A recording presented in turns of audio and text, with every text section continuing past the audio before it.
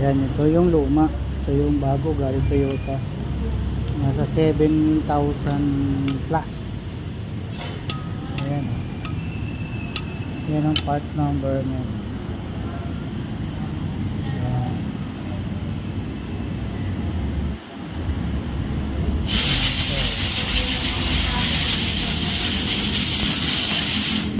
Ayan. Bago natin ikabit, kailangan i-ano muna natin yung alignment para di na magpa-align siya. Ganito, ginagawa ko dyan. Lalagyan ko yan ng tornilyo. Ito.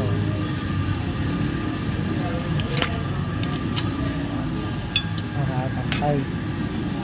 Yan, para pantay siya.